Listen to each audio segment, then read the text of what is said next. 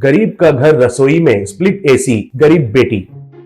एक गांव में कन्हैया कहकर एक गरीब आदमी रहता था। वो कूली का काम करते हुए जी रहा था। उसका पत्नी गुजर गई थी। उसको एक ही इकलौती बेटी थी, रम्या। रम्या कहे तो उसको जान से प्यारी थी। रम्या अब शादी के उम्र में पहुंच चुकी है। रम्या के लिए रिश्ता ढूंढना भी शुरू किया था कन्हैया। एक दिन शादी का दलाल आकर, देखिए कन्हैया जी, आज के जमाने में कम दहेज लेकर कौन शादी करेंगे बताइए, देखेंगे आगे आगे आपकी बेटी को कम दहेज लेने का रिश्ता कुछ मिलेगा शायद, कहा।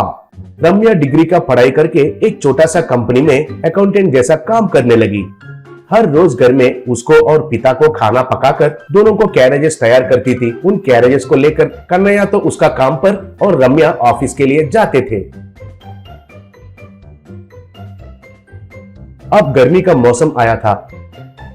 एक दिन उस धूप में काम के लिए दोनों बाहर निकले थे तो धूप के गर्मी के वजह से चक्कर आकर नीचे गिर गया था कन्हैया। रम्या घबराकर उसको घर के अंदर ले जाकर बिस्तर पर लेटाकर गीले कपड़े से बदन पर लगाकर अच्छे से इलाज किया।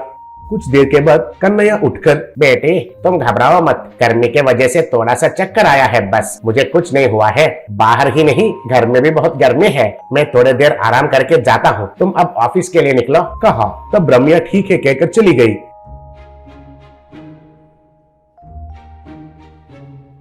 शाम को कन्हैया वापस घर आकर देखने पर उनके रसोई पर एसी लगा हुआ था। वो देखकर कन्हैया हैरान हो गया। तब रम्या, मैंने ही इसे खरीदा है बापू, तुम इस धूप से सह नहीं पा रहे हो ना, तुम घबराओ मत, ये एसी तो इंस्टॉलमेंट में खरीदा है, हर महीने थोड़ा थोड़ा करके भर सकते हैं। रुको अभी आपको खाना बना कर खिलाती हूँ, कहकर उधर रसोई में खाना बनाई। दोनों उधर ही खाए। बेटी का ये प्यार देखकर कन्हैया हैरान होने लगा। एक दिन एक नौजवान उनके घर में आया। तब वो, कन्हैया के घर यही है क्या, आप ही है क्या कन्हैया जी, पूछा। तब कन्हैया, हाँ बाबू मैं ही कन्हैया हूँ, ये मेरा घर ही है, कहा।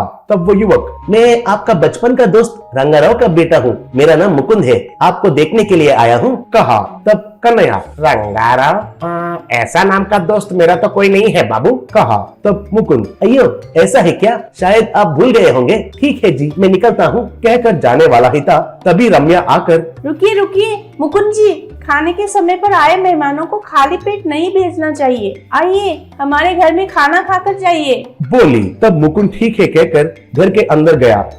उधर रसोई में एसी को देखकर हैरान होकर, अरे वाह, मैं एसी के बारे में खाली सुना था, आज पहला बार देख रहा हूँ, इतना ठंडा है।